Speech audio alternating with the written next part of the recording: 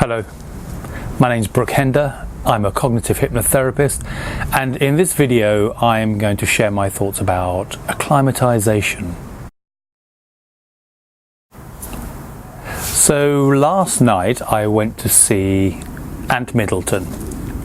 Now, some of you may know who he is, some of you may not.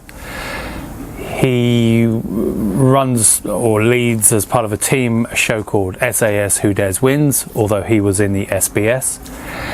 And he's written a couple of books, and the latest one is called The Fear Bubble. This is not a promo video, by the way. But many months ago, beginning of this year, I booked to see him live at Wimbledon, which was last night. It was a good show. I'm interested in the mental aspects of the work he does, fear, how we overcome fear. Obviously he comes from a military background, but I think there are a lot of crossovers and a lot of applicable things that could be helpful, so I'm always looking for something interesting. In the second half of his show, he talks about his challenge to climb Everest. Spoiler alert, he did it. But out of the whole show, the one part of it that really caught my imagination was when he was explaining the need for acclimatization. I'm sort of half in the sun, half not. How you take a number of weeks to get to the first camp, and then you approach the summit by climbing through a series of other camps, and you go up one or two and then back down, and then you continue up to the next one and come back down, not necessarily all the way, and then finally, eventually, after a number of cycles of this, you approach the summit and then you come back down again. And the reason for this is because obviously height.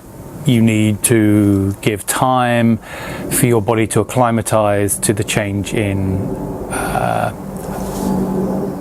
air pressure, the effect it has on your body, etc. Especially doing something physical such as mountaineering, climbing Everest.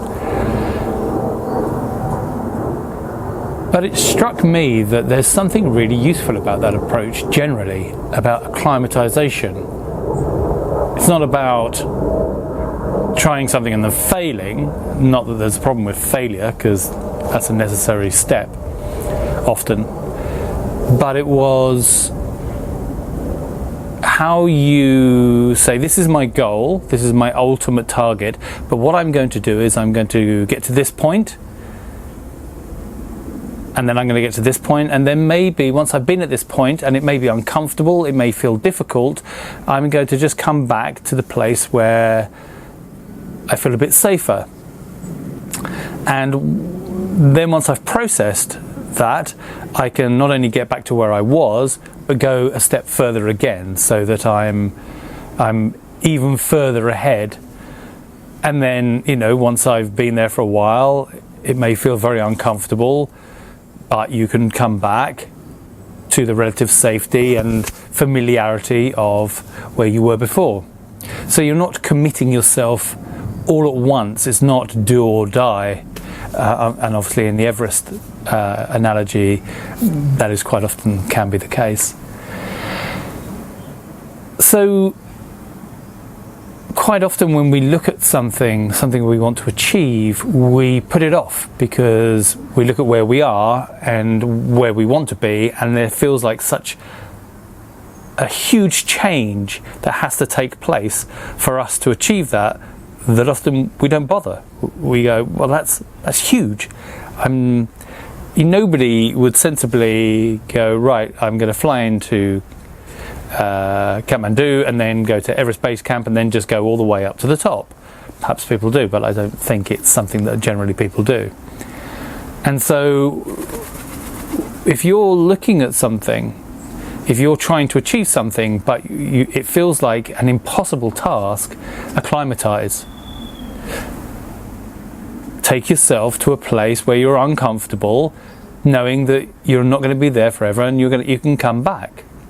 And then later on, you can, once you've learned everything there is to learn from that, go back to where you were and then go beyond that, so that there's new lessons, new acclimatization taking place.